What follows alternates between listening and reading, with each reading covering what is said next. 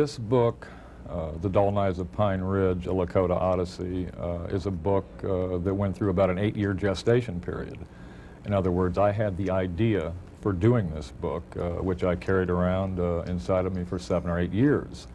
I was working full-time as an investigative reporter for the Miami Herald during the gestation period, and what I found is that you couldn't do both. Investigative reporting is a full-time job. You leave each morning with a full tank of gas. You get home at night and the needle's on empty.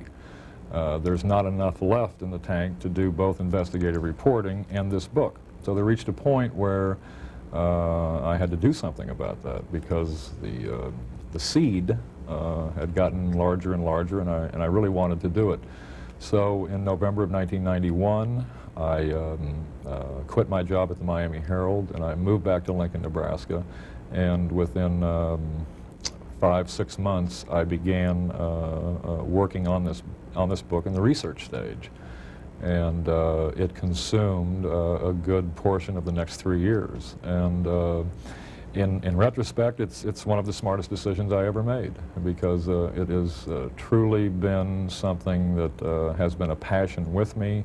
I feel very fortunate that I ever was able to maneuver myself into a position where I could do this book that I had been dreaming about doing for 7 or 8 years. And I count myself very lucky and very fortunate to have been in a position to do that. And once the opportunity presented itself, I really just immersed myself in it, and that's very, I think, consistent with my personality. When I'm into something, I eat, sleep, and breathe it. I would keep a notepad on the nightstand, would occasionally wake up at 3 in the morning and jot down thoughts, jot down questions, jot down facts to double check, and this whole pattern really went on for the better part of 3 years, a year and a half to 2 years of research and a year of writing. And it has been an extremely fulfilling 3 years, and I feel extremely fortunate that I could do this and really do nothing else but this. This particular subject in this case involves an Oglala Sioux Indian family. I don't know in some ways why I became so interested in Indians, but I think the partial answer, certainly you would have to trace much of it back to Nebraska. And I think by virtue of having been born and raised in Nebraska, for me, for anybody else, by virtue of being raised in Nebraska, you get exposed to Plains Indian culture. It's an important part of this state's history. It's an important part of this nation's history. And I was certainly exposed to that as a very young boy growing up in Lincoln. And for whatever reasons, it just clicked. It clicked when I was 5 or 6, and it has never stopped clicking. And I have been interested in it, I think literally all of my life, with the exception of 3 or 4 years. The muse struck specifically for this book in April of 1985. In April of 1985 marked the 10th year anniversary of the end of the American involvement in the Vietnam War. The Miami Herald, like virtually every other major news organization in the country, was compiling a retrospective, a special edition, to commemorate the 10-year anniversary of the American pullout. I was sent to Orange County, California, which at that time had the largest concentration of Vietnamese refugees in the country. My job was simply to hang out for a couple of weeks and write a very detailed story about how these relatively new Vietnamese immigrants coming from Vietnam to the land of Disneyland were adjusting. And in the course of the 2 weeks I spent in Orange County, I came across a Vietnamese family that included in one roof aging grandparents who were very much immersed in the traditional Vietnamese ways, spoke the traditional language, believed in the traditional religion, adhered to the traditional cultural values. In the middle was the husband and wife, middle-aged husband and wife. They were trying to make the adjustment from coming to California from the old country. And at the other end were their 3 children. And I spent a good deal of time with this family, and I became really, really interested in how this whole dynamic was working. The aging grandparents who weren't going to live much longer, who wanted nothing to do with American culture or California culture, they were set in their old ways. The middle-aged parents had a much tougher row to hoe. They had to try and figure out, on the one hand, how to keep one foot in the culture of their homeland and another foot in the new culture where they were going to bring up their sons. And the sons had a very difficult time at school because nobody could pronounce their names. They were taunted relentlessly on the playground, and finally the parents decided to change their names from Nguyen, and I forget what the other traditional names were, to Ben, Abe, and Tom. A very, very difficult decision for this family, and we talked about it at great length over dinner on several evenings, and it was very interesting to see this whole thing unfold. And the dilemma that they faced was, how were they going to raise these three sons in this strange new land and simultaneously inculcate their own native cultural values with the values they would need to survive and to flourish in this new strange homeland. On the flight from Los Angeles back to Miami in April of 1985, that's when the seed for this book began. Wouldn't it be interesting, instead of going to Vietnam or to Orange County, to go right into the very middle of our own country and find out what it has been like to be a full-blood Oglala Sioux, Northern Cheyenne, for the last 125 years, living right here with an elderly member of the family, middle-aged parents, and their children. How have they managed to balance off the need to acquire some of the cultural characteristics of the dominant culture and yet still retain, and at what cost and at what length, the cultural identity of their ancestors? The Heritage Room is supported by the volunteer efforts of the Nebraska Literary Heritage Association, and it is with their help through the effort of the Lincoln City Library Foundation that we are able to keep our room functioning. So I'd like to invite some of you, all of you actually, to come up and visit us during our public service hours, and we can tell you more about the things we have in here in our collection. But tonight I'd like to introduce Joe Starita. He is a native of Lincoln, Nebraska, and a graduate of Northeast High School. He had a double major at UNL and received both degrees both in journalism and English. And he recently, in 1995, received a master's in journalism. He has worked as a journalist for 13 years at the Miami Herald, excuse me, and returned recently to Lincoln in 1992, when he began working on his book, The Dull Knives of Pine Ridge. Actually, it's taken a lot longer than that, but he's actually done the meat of the work in the last few years. So tonight we'd like to share the work that he's done, and we hope you find this interesting. I'm sure you will, and we're glad to have you here. Thank you.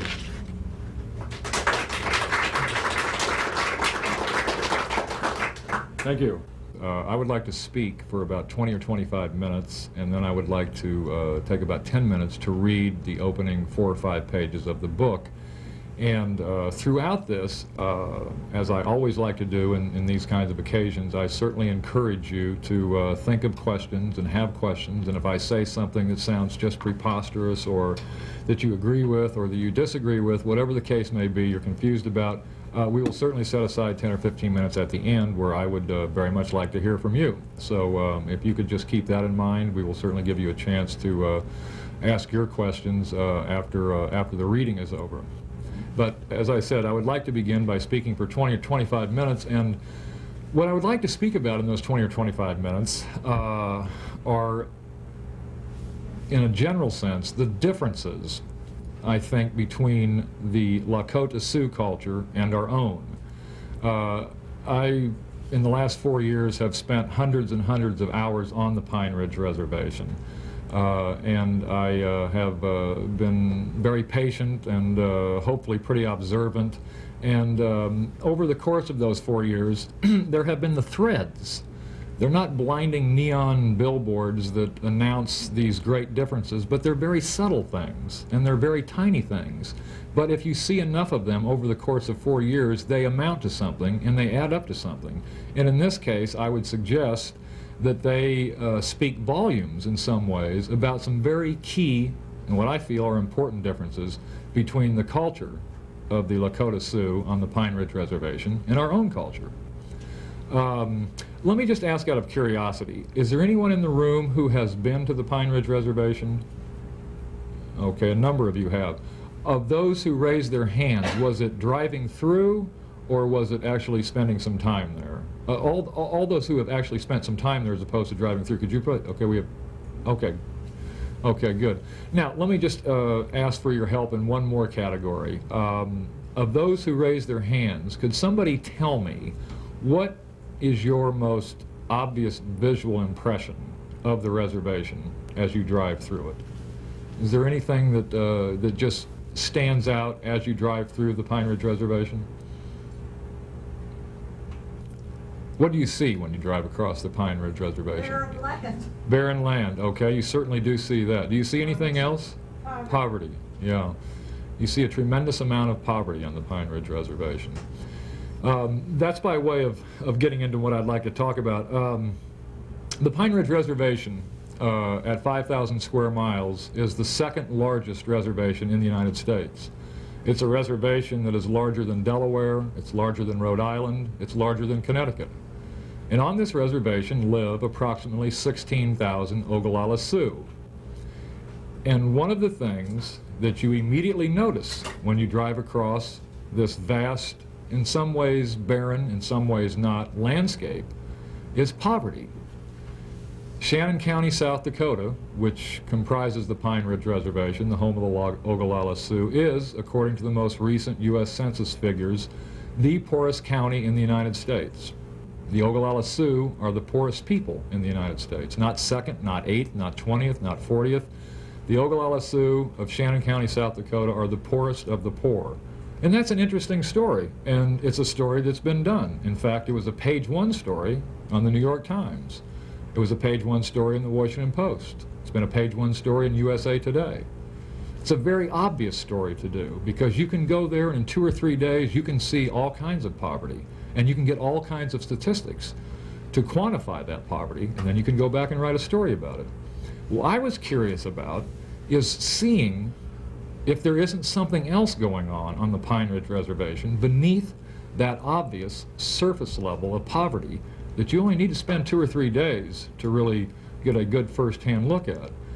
And I discovered over the course of 4 years and over the course of hundreds of hours that there is another story beneath the collection of ramshackle homes and the tremendous problems with alcohol and the tremendous problems in many cases with diseases, that beneath that surface poverty there is another dimension, several more dimensions, of the story of Pine Ridge. And in many ways that's the story that I wanted to tell. And I wanted to use the vehicle of a single Ogallala Sioux family on the Pine Ridge Reservation to try and tell that story. One of the interesting differences between the Ogallala Sioux on Pine Ridge and ourselves, the dominant culture that surrounds the reservation, came in the very first interview that I did with Guy Dullknife Jr. In August of 1992. Prior to visiting Guy Dullknife in August of 1992, I had spent 13 years working in daily journalism with the Miami Herald. And by August of 1992, I had probably done hundreds and hundreds and hundreds of interviews. And the interviews over the course of those 13 or 14 years always followed a very similar format. They were very linear. The last 4 of those 13 years, I worked as an investigative reporter with the investigations team. And my specific job during those 4 years was to investigate, as aggressively as I could, unethical lawyers in Miami. And that was somewhat like shooting fish in a barrel. I was very busy throughout those 4 years. But those interviews with those lawyers or judges or courthouse clerks or whomever were always very linear, followed the very same format. We would sit down and I would ask a question and he would reply. I went to the University of Florida. I graduated from Florida State Law School in 1972. I began clerking for federal judge so-and-so in 1979. I began working with Baker and McKenzie in 1982, on and on and on. All of a sudden, I'm in a car driving through the Black Hills in August of 1992 with Guy Dullknife Jr., 47-year-old former point man in Vietnam, very talented sculptor, a man who was born and raised on the Pine Ridge Reservation. And we're driving around, and I'm asking a lot of questions. And every time I ask a question, he's answering with, well, we believe, and we used to do it this way, and we think, and we this, and we that. And I was thrown completely off guard. It was just the two of us in the car. There was no we there. I was asking the questions. He was answering them. Where was this we coming from? It threw me for a loop. I wasn't used to it. It hadn't occurred in the 13 years I'd done these interviews at the Miami Herald all over the country. And it really was a jolt. And it took me several days and several weeks before I kind of was forced to reprogram my whole concept of doing an interview. And it began to dawn on me that there was a very interesting difference being played out here that in the ensuing 4 years I found permutations of in all kinds of different ways. That there was a reason that he kept answering my questions with we. That there was a difference between answering a question using the first person singular pronoun and using the first person plural pronoun. And it began to really fascinate me. And what I was able to eventually conclude in a very general sense is that there is a very important difference between the culture of Guy Dolknife Jr. and his people on the Pine Ridge Reservation and our own culture. That they are, in general, a culture that even now celebrates the collective, that celebrates the group, that celebrates the we. And we are very much a culture that celebrates the I, that celebrates the individual. And this began to play itself out in all kinds of very interesting ways. Each new wrinkle and each new thread as fascinating as the one before it. For example, I'm a basketball junkie, a basketball fanatic. This is my favorite time of year. The NBA playoffs are on now. The college NCAA tournament has just finished, and so I'm also a Chicago Bulls fan, so I watch these playoff games as often as I can. And through the years of doing this, it's always interesting to see if you follow the Chicago Bulls and there's a timeout, which there is about 400 times a game, and they cut to a commercial, and many times it's a Gatorade commercial. And who do you see sitting around drinking Gatorade do these commercials? Do you see the Chicago Bulls team sitting around drinking Gatorade? Do you see Scottie Pippen and Bill Wennington and Steve Kerr and Dennis Rodman? Well, that may be just as well, but do you see the team sitting around drinking Gatorade during these commercials? Who do you see drinking Gatorade in these commercials? Michael Jordan. You know, we are a culture that really does tend to celebrate the individual. And I can remember back to a game that I saw on the Pine Ridge Reservation about a year ago when we went up to celebrate a birthday of one of the family members, and my brother went up and myself and a photographer friend of ours. And after the birthday party at the American Legion Club in Martin, South Dakota, we were told that there was a basketball tournament going on in the Pine Ridge Reservation, a place called Allen, South Dakota, which is absolutely in the middle of nowhere. Saturday night, it was at American Horse High School gym in Allen, South Dakota. So after the birthday party, it's now about 10 o'clock at night, the three of us get in a car and we drive over to the American Horse High School gym in Allen, South Dakota, and sure enough, there's a basketball game in progress. The poverty, it's everywhere. The shoes look like they're 20 years old. The basketball looks like it's 40 years old. The uniforms look like they're 60 years old.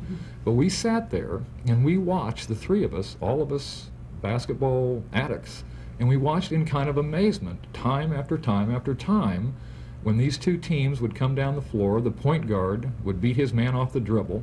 He would get into the lane. He'd be completely wide open for a 4 or 5 foot jump shot, and he'd never take it.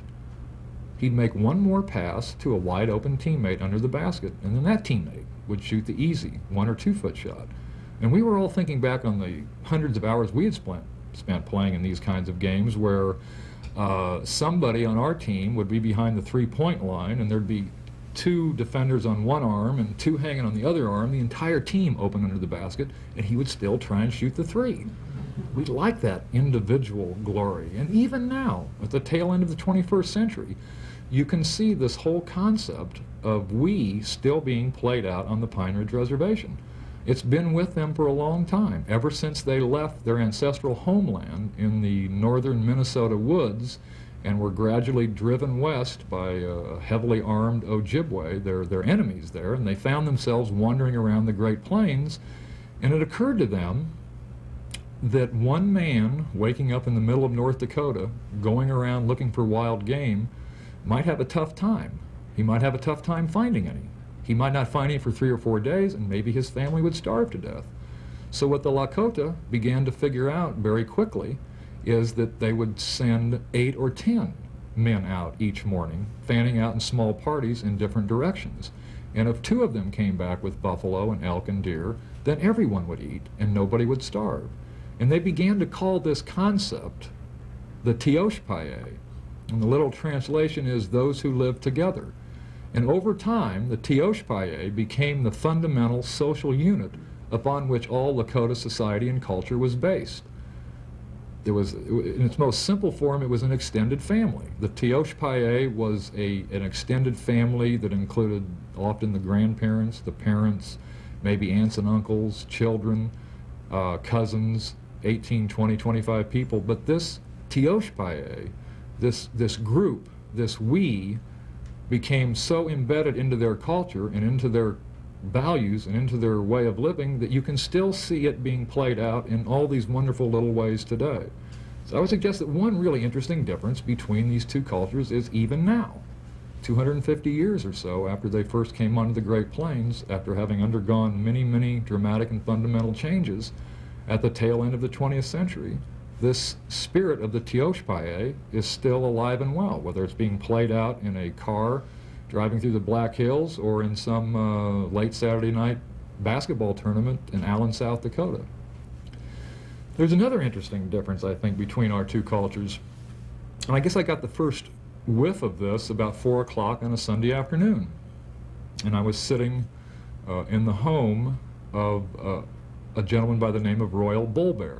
Royal Bullbear is now about 85 years old, and he lives in a community called Kyle, South Dakota, which is more or less in the middle of the Pine Ridge Reservation. Again, we were sitting in his living room about 4 o'clock in the afternoon, a Sunday, and I was asking questions, and he was answering the questions, and just out of the blue there was a sound of like a string of firecrackers going off.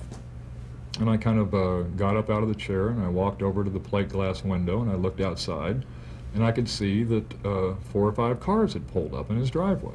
The doors opened, the doors were slammed shut, and the people in the cars walked into the living room. They were his children, 3 girls and 2 boys. They each walked in, they hugged him, they kissed him. The 3 girls went right into the kitchen. One of them began to clean the floors and mop the counters. Another one began to do all the dishes. A third one began to cook and prepare all of his meals for next week.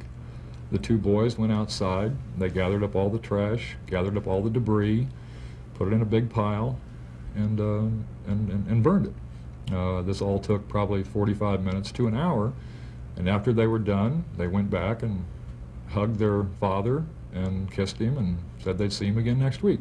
This is routine among the traditional full-bloods on the Pine Ridge Reservation. It's not unusual. It wasn't unique to Royal Bullbear. Among the traditional full-bloods on the reservation, it is very typical for their children to come and completely take care of them in any and every way they can. And Sunday afternoons is usually the prime example of that.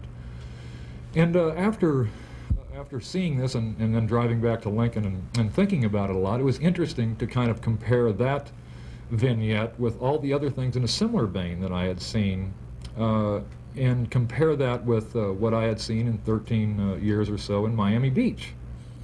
On the Pine Ridge Reservation, the old people, like Royal Bullbear, are the ones who are accorded the most respect and the most honor. They are the most valued people on the Pine Ridge Reservation. It is believed by the Ogallala that if you have attained a certain age, you have acquired a great deal of wisdom and a great deal of knowledge. And it is this wisdom and knowledge, in turn, that becomes the lifeblood of the culture. And it is required of the elders, as they are called on the Pine Ridge Reservation. It is required and expected of the Guy White Thunders and the Guy Dull Knives and the Royal Bullbears that they will take this wisdom and this knowledge that they have accumulated over the course of 70, 80, or 90 years and pass it on to the children. So therefore it is not unusual to go to Little Wound School in Kyle on any day of the week, walk into a 2nd or 3rd grade class, and see a Royal Bullbear or a Guy Dull Knife or a Guy White Thunder sitting among these 7, 8, and 9-year-olds and telling them the stories of their people telling them the stories that they had heard from their fathers and their grandfathers.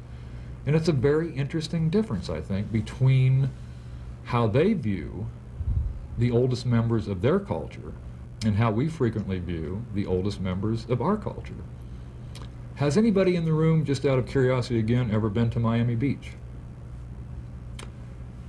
If you've been to Miami Beach, at some point you probably would have gone down Collins Boulevard.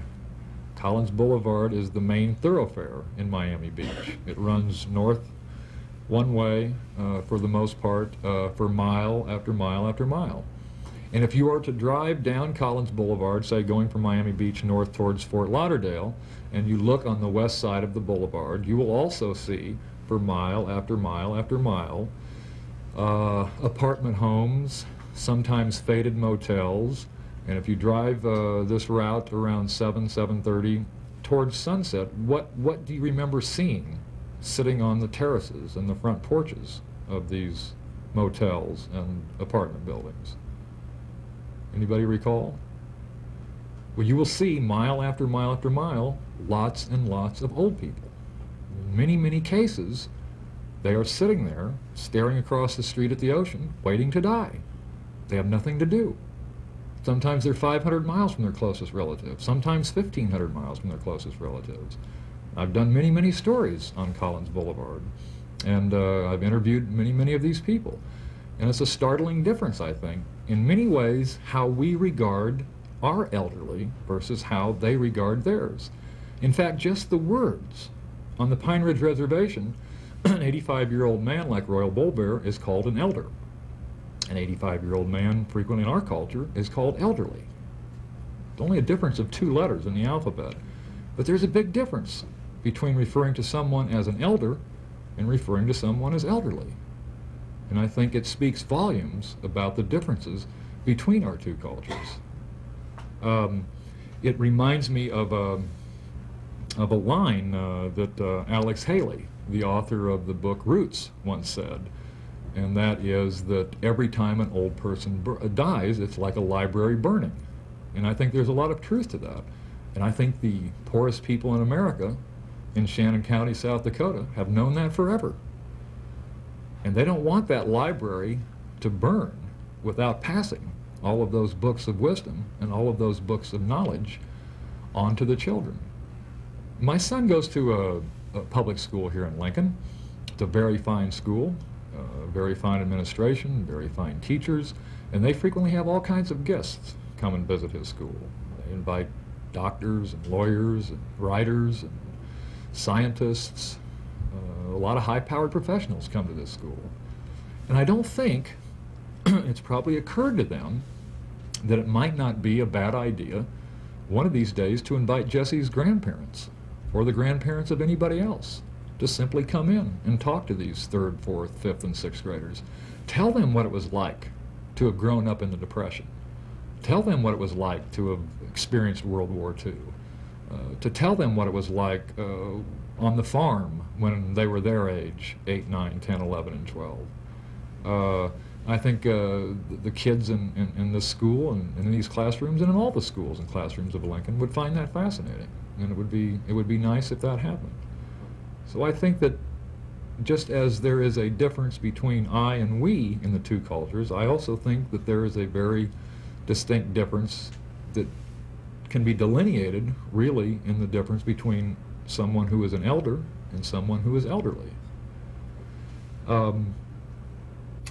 Another interesting difference, I think, between the two cultures, and this maybe not as distinct as the other two, because I think it's changing quite a bit. I think it's changing quite a bit in recent years. But among the traditional full-blood Ogallala and among many of the traditional full-blood Indians, and in some ways it's almost become a cliche now, but if you spend enough time out in these communities and out among these people, it's still there. It's still very much a part of their life, and it's still very much a part of how they see the life around them. And that is very simply, they see themselves connected to this great circle.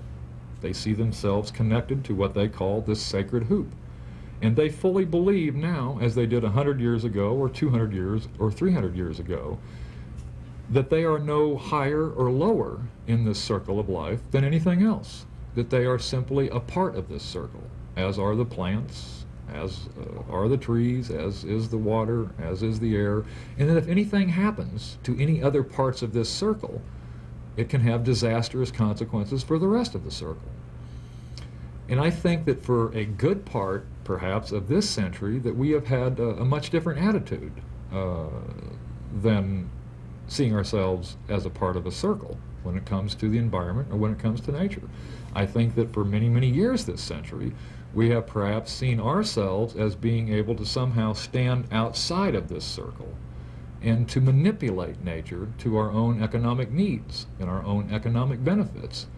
And I think much of that maybe has changed, not all of it, maybe not even much of it, but certainly some of that arrogance, if you will, that allows us to think that we can dump so many metric tons of pollutants into freshwater wetlands and streams and lakes, that we can disgorge so many metric tons of pollutants into the atmosphere, that we can slash and burn so many thousands of acres of rainforest without paying some kind of a consequence. I think that we have toned that down a little bit, and that we have seen that maybe that's really not possible. I know that if I leave the tap on now more than 20 seconds brushing my teeth, I hear about it. I hear about it from my 12-year-old son. And that's different than when I was growing up. Tap could run all day, nobody'd say anything. So that's good. That's good. I think that's obviously a very nice improvement, and obviously I hope that it continues that way. So these are some of the things that I feel pretty strongly about, and they're fairly generalized, and I wanted to discuss them with you. And they were all very interesting to kind of knit together and to see unfold and play themselves out over the course of pretty much the last 4 years up there. I think one of the things that I really hope to accomplish in this book was to convey some of those differences, and to convey some of the cultural values that have sustained these people through some very difficult times. And if I have accomplished that, then I will have felt very satisfied. It has not been easy, and I think that these cultural values that these people have held on to has somehow allowed them to survive. One of my favorite anecdotes to kind of explain this occurred about 3 years ago, in May of 1993. After a particularly long and grueling and rigorous day of interviewing, I decided that I would take the Dewey family out to dinner. And we were in Loveland, Colorado at that time, and so I gathered everybody up, and we drove down to a very nice Mexican restaurant in downtown Loveland. And we had a nice entree and salads and a drink, and I think we were halfway through the dessert when Guy Dolknife Jr. just kind of looked up from his plate and said, out of the blue, apropos of nothing really, "Why are you so interested in Indians? Why are you so interested in my family? Why are you asking all these questions?" And I didn't really have an explicit, quick, great answer for him.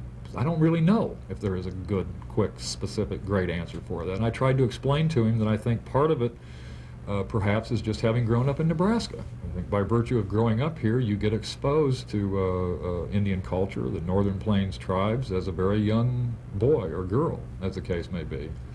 And in some ways it either clicks or it doesn't click, and for me it did. And I told him, not only did it click, but it almost became an obsession, that there was a period when we were 7, 8, 9, 10 years old, and we happened to live across the street from an empty lot, 1 square city block. And every summer morning, my brother and I and all of our little friends in the neighborhood, we'd meet in this empty lot. And we'd play cowboys and Indians all day long. And there would invariably be this 10 or 15-minute argument before we started over who got to be Crazy Horse. And he was listening to me tell this story, and he said, "You know, it really wasn't that much different when I was growing up on the Pine Ridge Reservation. All the boys on Redwater Creek in the summers would get their ponies, and they'd ride over to this big grassy field, and we would play the boys from Potato Creek on this field all day, play cowboys and Indians. There would always be this 10 or 15-minute argument before we started over who got to be John Wayne. And it's true. He was trying to make a point, and the point was that after 60 or 70 or 80 or 90 years of this approach, this institutionalized approach, that it was somehow wrong to be an Indian. It was somehow bad to be an Indian. There was something wrong with having black hair and this color of skin and believing in the Sundance and the Uipi ceremony and in your language and in your culture, that the net effect of 90 years or 100 years of this was that by the 1950s, many of these kids, like Guy Dolknife Jr., were very ashamed of who they were and very ashamed to be Indian. And they desperately wanted to be somebody else. And he would say that maybe once every summer, some relative would get a hold of a station wagon, pile 4 or 5, 6 of his friends into the car, and they would go to the closest movie theater, which happened to be in Rapid City. It's about 100 miles away from where they lived. And it frequently would be a Western. And they'd walk into the movie theater, and they'd go right down to the front row, and they would cheer for the cavalry all afternoon.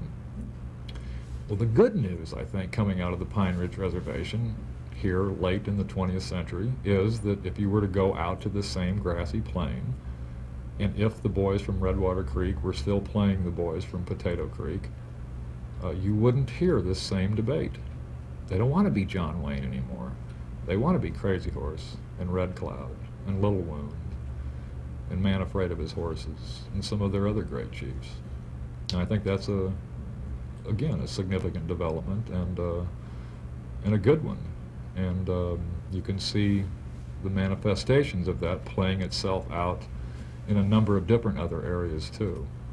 Guy Dolknife III, Guy Jr.'s son, he's very proud now to be an Ogallala Sioux. And that wasn't true of his father or his grandfather or his great-grandfather. So those are some important changes too. The connection with the Dolknife family was bluntly somewhat of a crapshoot.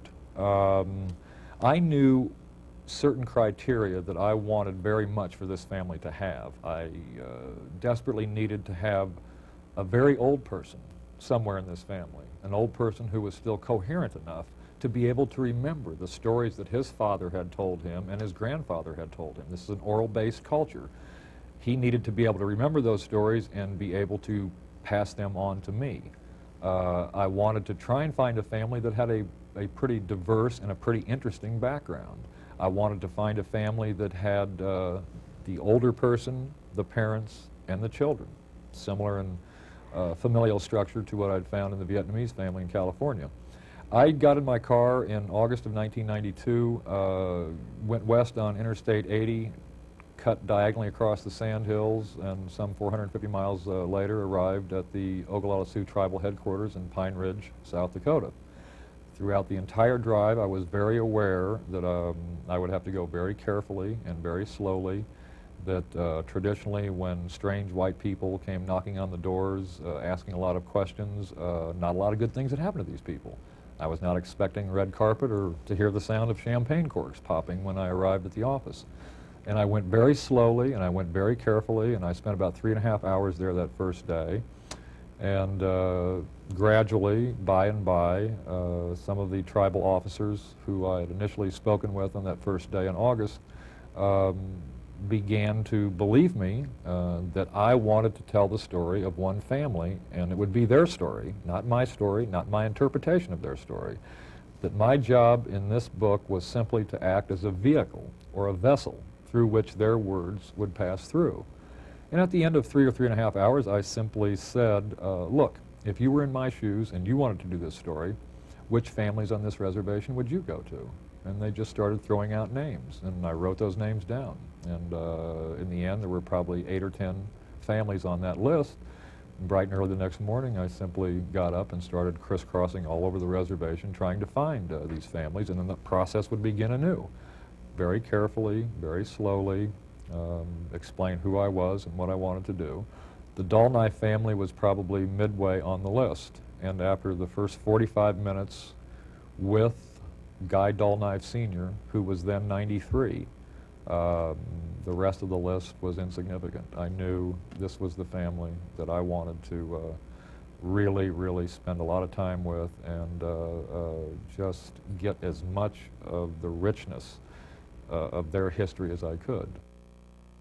If you're a writer and you're going to try and do a story like this and you want to tell the story of a people through one family, you pay very close attention to what you're hearing. 25 minutes into the initial interview with 93-year-old Guy Dullknife Sr., he was telling me about his good friend, his next-door neighbor for more than 50 years on the Pine Ridge Reservation in a community called Kyle, which is in the middle of the Pine Ridge Reservation. And he told me about this friend and that he had known him for over 50 years, and he mentioned his name, Dewey Beard. Dewey Beard is a name that I'd known for 20 years through my reading. And this man happened to be his next-door neighbor. What's interesting about having Dewey Beard as your next-door neighbor is very simple. Dewey Beard could not only talk about the Battle of the Little Bighorn, he was in the Battle of the Little Bighorn. And this was just extraordinary to me. He lived to be 99. He died in November of 1955, and this man had been his next-door neighbor for 50 years. Now, my next-door neighbor in Lincoln was a very decent guy and very pleasant guy. He worked the first shift at a ball bearing manufacturing company, but when he would come home at 4 o'clock in the afternoon, you didn't want to rush out there with your tape recorder and your notebook and ask him how his day went. This man, his next-door neighbor, had been in the Battle of the Little Bighorn. And it was just a series of these little vignettes almost that emerged in those first 45 minutes that all the bells and all the sirens and everything was going off. And that was it. We stopped right there on the list and began a 3-year odyssey into this family. The reception by the family has been very good because there's nothing in this book that came as a surprise to them.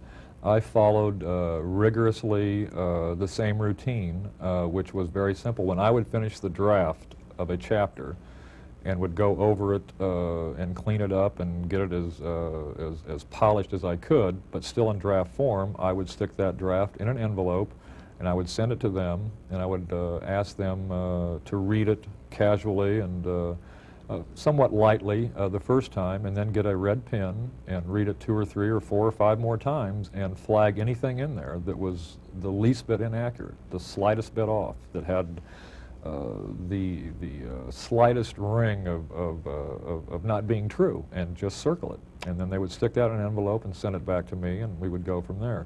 So during the entire time that this book was actually being written, they were involved, and they were being kept very much as part of the process. And so they were very familiar with each and every word of it long before it actually came out. And what I'd like to do is maybe take 10 minutes here and just read to you the opening 4 or 5 pages of the book. What I simply wanted to accomplish in the book was to try and tell all the people who can't go to Pine Ridge what it's been like to be this family, what it's been like to be an Ogallala Sioux for the last 125 years. That was really, in some ways, the absolute essence of the book. What has it been like? So I will read the first 4 or 5 pages and maybe at least give a flavor of what it has been like and who these people are.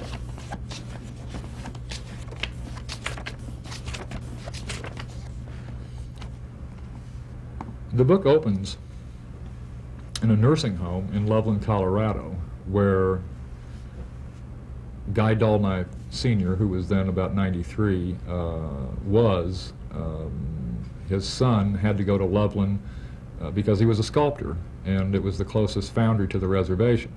And his father had lived with them for years, but at this point in his life, he really needed to be someplace where there was 24-hour nursing care available. So they had put him in this nursing home about a half a mile from the house, would bring him home on weekends, but they really wanted him, after he'd had a heart attack some years earlier, to be in a place where he would have 24-hour care and instant access to medical equipment and those kinds of things. So chapter 1 is entitled "The Old Man in the Nursing Home." She doesn't quite know what to make of the old man sitting beside her. Slowly and gently, he is speaking to her in the language of her people, but she is just learning English, and so his words have no meaning for her. Washte, we chinchilla washte. They are side by side, maybe a foot apart. Her tiny LA Gear sneakers barely creep over the edge of an olive army blanket spread across the nursing home bed. She keeps looking at the old man and then over at the family across the room, her mouth wide open, her head shifting back and forth as if at a tennis match, her eyes searching for some sign that she is safe. She seems continually on the verge of rolling over on her stomach, sliding down the bed, and running to the others. But right now she is too afraid to move, so she sits stock still, staring at the old man's face, at the black eyes, the high flaring cheekbones, at the great hawk nose. Years ago, he stood 6'5" and weighed 300 pounds. Even now, she is dwarfed by his broad shoulders and thick chest. He is wearing a beige felt cowboy hat with an eagle feather stuck in the brim. His iron gray hair, pulled neatly in a ponytail, hangs to the middle of his back. Almost a century stands between his birth and hers, and so he doesn't really know too much about this little great-granddaughter. Knows nothing of her fascination with deep dish pizza and Lego building blocks, or the music video she watched a few hours before the family arrived. And she doesn't know much about the old man who is trying to make her smile with all the funny-sounding words. She doesn't know of his old friend and neighbor, and the young lieutenant that friend saw coming through the dust and the smoke on the east side of the Little Bighorn that afternoon. She knows nothing of his grandfather, the dignified chief and trusted statesman who had counseled peace, who cowered in the snow at the end, waiting for the soldiers, eating his moccasins to survive the last few nights.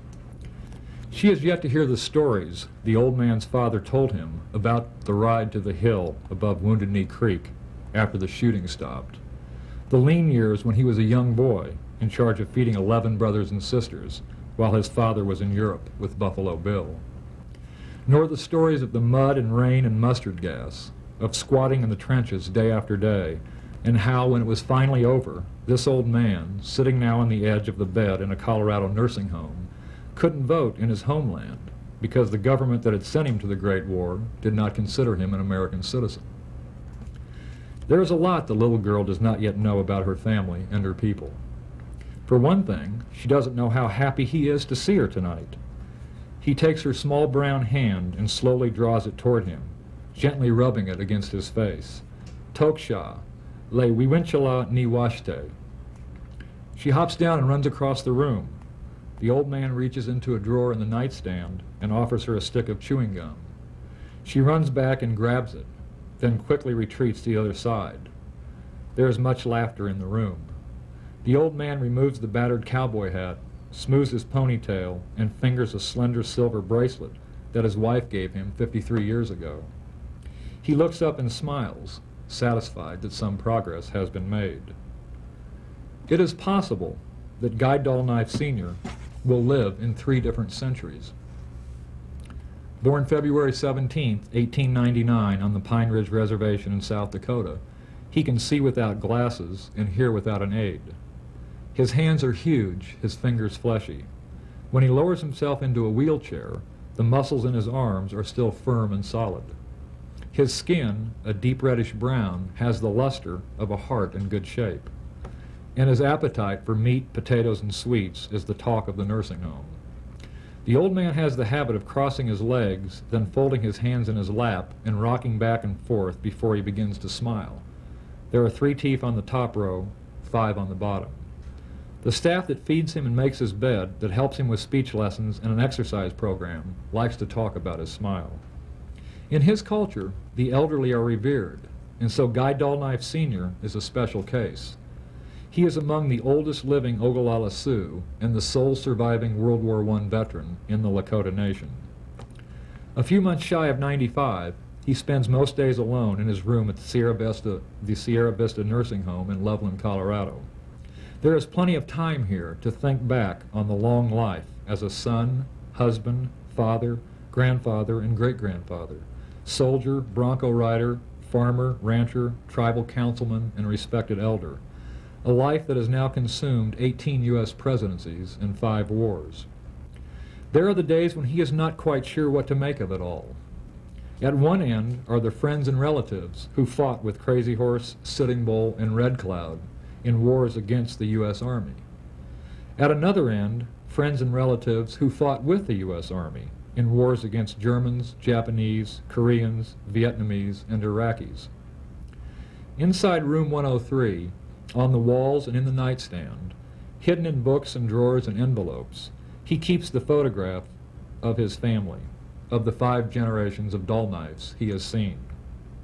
A family that has gone from Custer to Hussein, from the Sundance to Holy Communion, from buffalo meat to pizza, from writing history on animal hides to programming computers. Sometimes, if he's in the mood, he will try and explain as best he can how it always seemed the same for each of the generations. Always the struggle, the sometimes desperate and despairing attempts to hold on to that part which made them Lakota, to somehow keep it alive, to keep it going in a century of massacres, disease, hunger, homelessness, poverty, alcohol, racism, and corruption. Yes, he will say, above all else, that is the thing that he remembers, the one that sticks out, always the struggle to remain Lakota. He was lucky, though, luckier than most of the people. His grandfather and father, his mother-in-law and wife, did not believe they were a conquered people. They did not accept all the orders of the government agents and the preachings of the missionaries and the words of the boarding school teachers, did not believe the Indian must die so the man could live. When they cut off his hair the first time, he wept, then grew it back. When they outlawed his language, he spoke it anyway, in the old log house high above Redwater Creek. When they forbade his sacred Sundance, he retreated to the far end of Yellow Bear Camp to fast for 4 days and nights, as his people had done for generations before him. When the war came, he went to France with Blackjack Pershing, the sacred medicine bundle around his neck, a bundle like the one his brother would wear with Patton in World War II, his nephew with MacArthur in Korea, his son with Westmoreland in Vietnam, his grandnephew with Schwarzkopf in Desert Storm.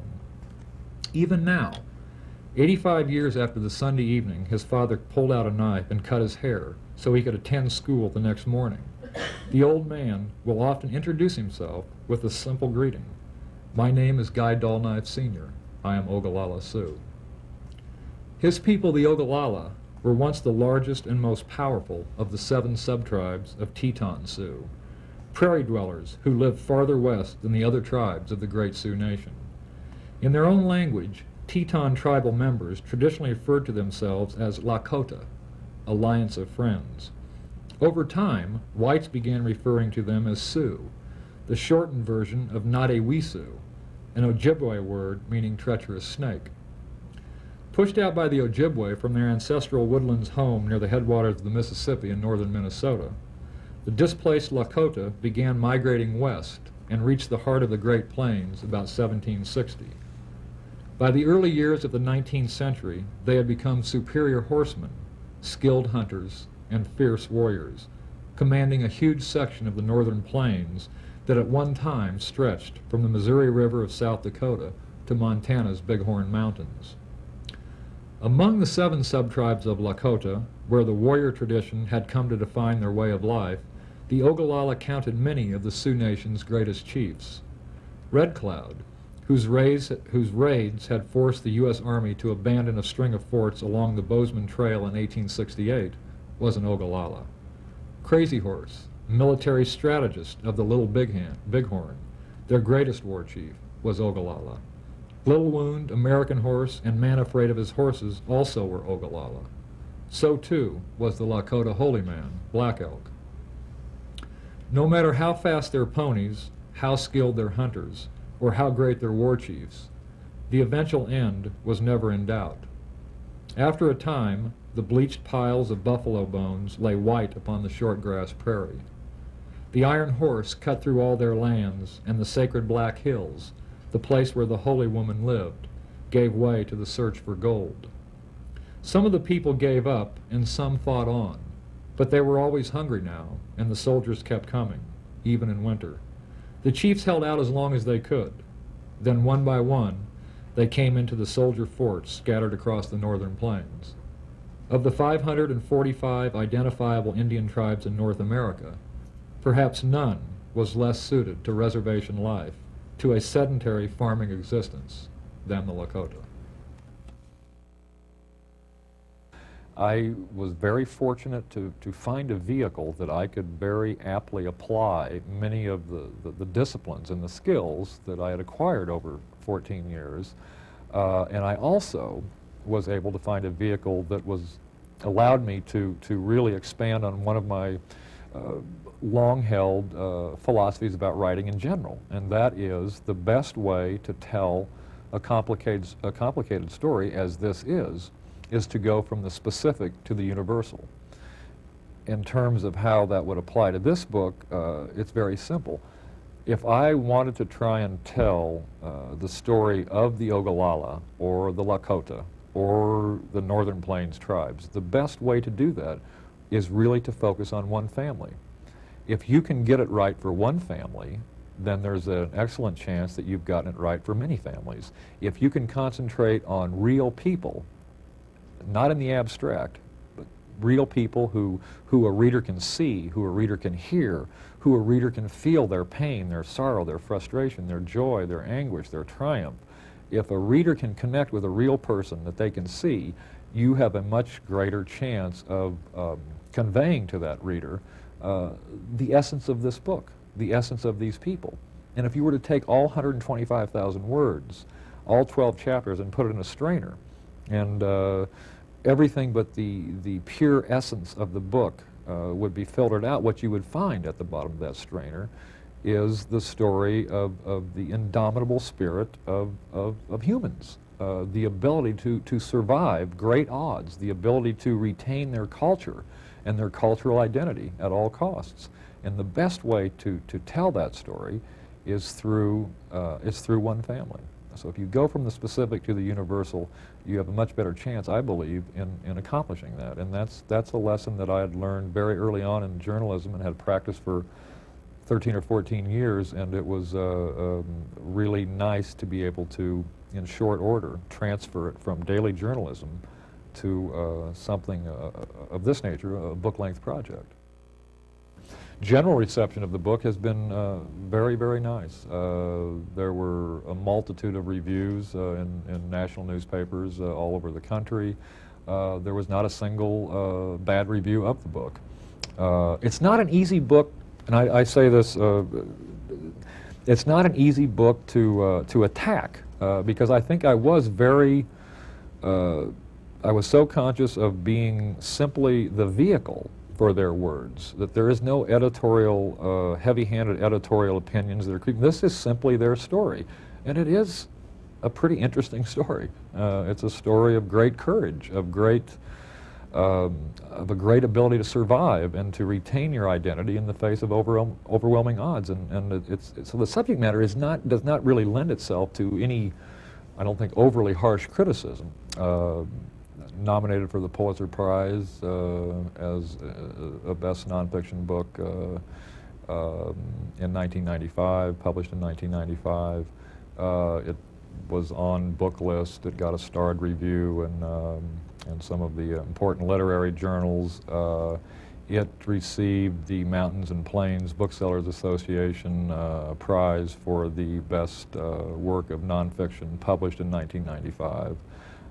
That's a regional award. It's an umbrella organization that represents over 300 independent bookstores in a 12-state Great Plains region, and they awarded it the best nonfiction book published in 1995. So it's nice. I won't disagree with that, but the main thing was to just really try and get this story as accurate and as thorough as possible, and I had a great deal of help from the family in accomplishing that. There were many transformations that I went through personally. This whole, and I've thought a great deal about this, and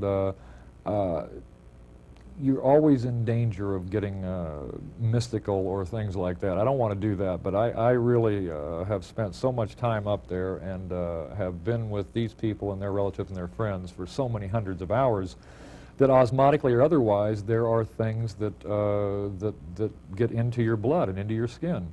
And one of them, I think, really is, I was always and remain astonished at the humility of these people.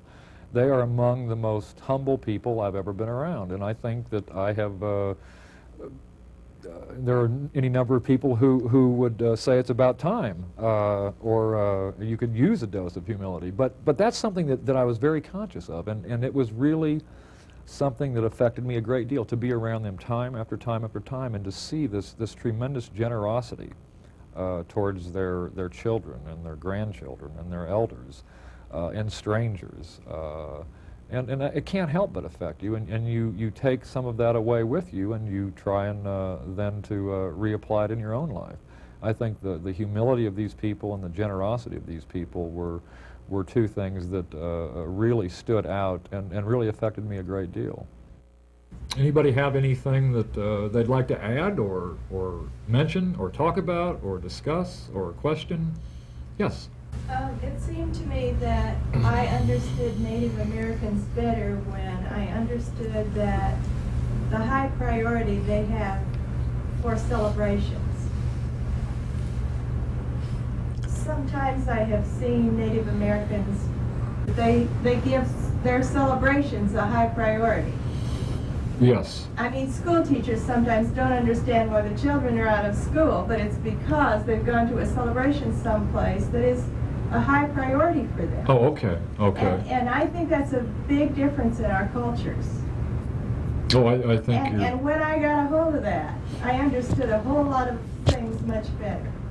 Yeah, I think that. Now, are you talking about things that you have personal firsthand knowledge of, or things that you've discovered this through reading or TV or firsthand? Firsthand. Yeah, yeah. And has this been the case over a long period of time, or just in the last few years? A long period of time, 20 years. You are an elder. You are an elder. Yes, I am. Okay, well, good. And I was a newspaper reporter who covered about 10 different tribes Uh-huh. over 20 years. Okay. And I saw this same thing happening. Uh-huh. And so once you understand that, it gives you a greater understanding of our differences. Yes.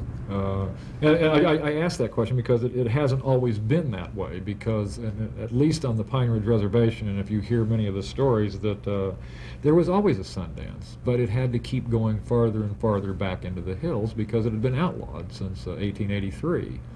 All of that has changed in the last 20 years, and there is a much greater freedom to simply have the celebrations and not have to worry about being punished for it. And I have seen Native Americans make big sacrifices to go to a powwow because it's important to them. Absolutely, yes. Well, you've been very fortunate then, because some of those traditions and some of those celebrations are really, they're important, they're interesting, they're educational, they're informative, and so on and so forth. So, and to see them firsthand is really, in some cases, a very special occasion, special event. Here's the problem, at least on Pine Ridge. The brightest 3 or 4 students, the brightest 3, 4, 5 high school students every year have no problem getting a college education. The valedictorian, the salutatorian, those top 5 every year are coveted by many, many universities, and they get scholarships. The problem is, when you get past those 5 brightest students, the second tier, the ones who are absolutely capable of being able to go to a 4-year college, who are academically qualified and then some to go to Chadron State or South Dakota State or Black Hills State, wherever. They're the ones who really pay the penalty, because there is frequently and traditionally no money for those children. And that's changing to some degree, but it's certainly not changing very quickly, and it's been a problem for a good many years now. And hopefully As the tribe may begin to benefit from certain things that are going on now, tribal money will be available to take care of that second tier, to get them to those four-year colleges where they can do something, and where they're certainly qualified to go too. 6 months into the interviewing process with this family, 6 months in which I had spent hundreds of hours with this family, Cora Yellow Elk, the wife of Guy Dullknife Jr., she was still convinced that I was an FBI undercover agent, that I was a plant from U.S. Fish and Wildlife Service, some federal government spy who was simply hanging around trying to get some kind of dirt that would get them in hot water or jail or worse. And I had never given any indication that I was aware of that I was that. But it's within the context of what life has been like on the last 35 or 40, 50 years on the reservation. She would have all kinds of reasons for feeling that way, believing that, being wary, being suspicious. I think it was more pronounced and really kicked in much more so when they got here, because the land forced them to do it in a way that they didn't have to in northern Minnesota. There was all kinds of wood, there was all kinds of wild game, there was all kinds of fresh water in the lakes, and they were in a much smaller area.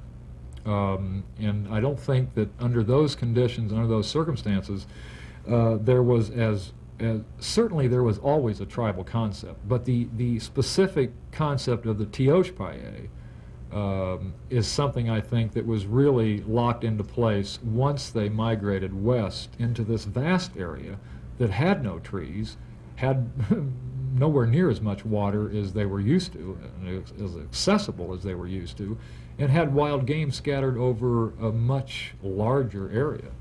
And I think that those conditions that they were not accustomed to required that they kind of really fine-tune and develop a specific social unit that would adapt them to this new environment and allow them to endure and to survive, which they were very, very good at, very good at. Yeah, we had some really memorable campouts. You know, almost just magical in some ways. I mean, I'd bring my tent up and they'd have their tent, and we would go out to their ancestral property above Redwater Creek, and we would just camp there for 4 or 5 days. And I can remember in the evenings, it would be kind of the Teoshpaye. It would be Guy Dullknife Jr., sometimes his elderly father would be there, all of his children, his wife, his wife's father, a gentleman named Leonard Yellow Elk, who's just a great character. You know, there would be 8, 10, 12, 15 people there. And after dinner, they would build a great fire, and they would just tell stories. They would tell stories about different parts of their oral history.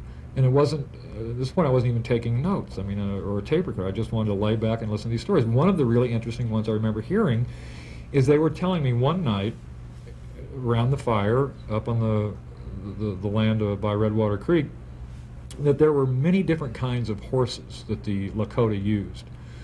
One horse was used for pulling the travois. One horse was used for war pony. There was another horse that was specifically used for buffalo hunts. And everything had gone along well until the first arms were introduced by the traders at the forts and the trading posts. And so suddenly they were out on a buffalo hunt, and they now had a musket. And the sound of the musket firing was terrifying to their horses, who were just used to hearing nothing, bows and arrows or spears. And all of a sudden they had this loud explosion, and the horse would spook. And you can't be going into a herd of buffalo and have your horse rear on its hind legs. So they were telling me the stories they'd always heard. What their people did was they would take sap. They would take sap out of a tree, out of the pine tree, and they would boil it into this putty. And they would take this lump of putty and jam it in the horse's ears. And they would carry it in there like a little bag. Before they would break for the hunt, they would just jam it in the ears of the horse, and everybody was fine. The horse didn't hear anything and would do what he was trained to do, and and now they had a gun that would make life a little bit easier. But I mean, those are the kind of things that you don't find those in books. You don't find those in PhD theses. You find those around a campfire on the Pine Ridge Reservation in the middle of June, just talking and just listening.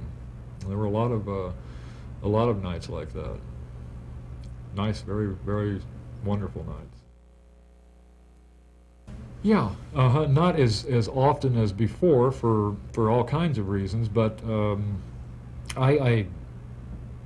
it would almost be unimaginable standing here now to think that there would come a time when I wouldn't be. I'm not going up there every 2 or 3 weeks like before. Nebraska's a big state. And boy, I mean, it's a hike. It's a hike, and I'm doing other things here now that would never allow that.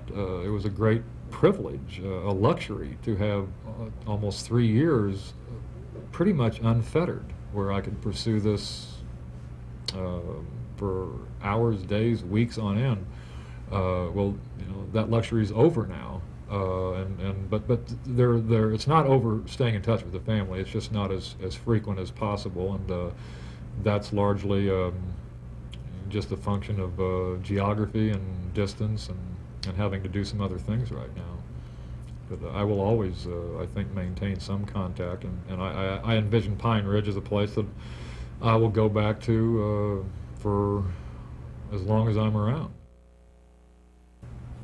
If you look at it, a big umbrella that would be called the Great Sioux Nation, and there are essentially 3 main divisions of that Sioux Nation, and they are broken into Dakota, Nakota, and Lakota. The Lakota division of the Great Sioux Nation was the branch that lived farthest west. They were the plains dwellers. They lived in western South Dakota and eastern Wyoming and Montana and northwest Nebraska. They were the westernmost division of the Great Sioux Nation. Within this Lakota division of the Great Sioux Nation, there were 7 sub-tribes. There were 7 sub-tribes that made up the Lakota. And one of those 7 sub-tribes is the Ogallala. There are 6 others. I attended 3 or 4 Sundances, and no, it's not the same at all.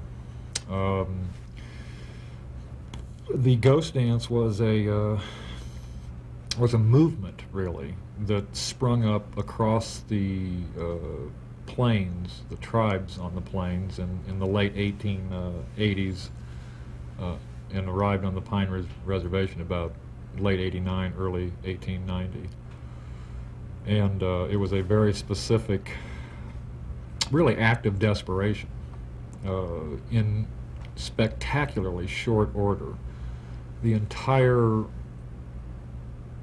life and life cycle and everything possible was totally turned around or totally eliminated. The buffalo were gone overnight.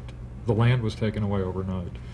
The hair was ordered cut off overnight. The clothing was outlawed. The religious ceremonies were outlawed. Overnight, people who for generations had been among the most self-sufficient people in the world, who managed to carve out a very good life out of windswept prairie and just the buffalo, were suddenly expected to become civilized Christian farmers. Just didn't happen. It wasn't realistic, in my opinion, to ever think that it could happen in that short order of time. So you were left with a group of people who suddenly found themselves confined to a small area with nothing to do, and all of their cultural beliefs and religious beliefs outlawed, and they were desperate. And there was a shaman in Nevada who said that he'd had a vision and that he was the Messiah and that there was going to be a new world order if they would conform to what he saw in his vision and perform a certain kind of dance that became known as the Ghost Dance.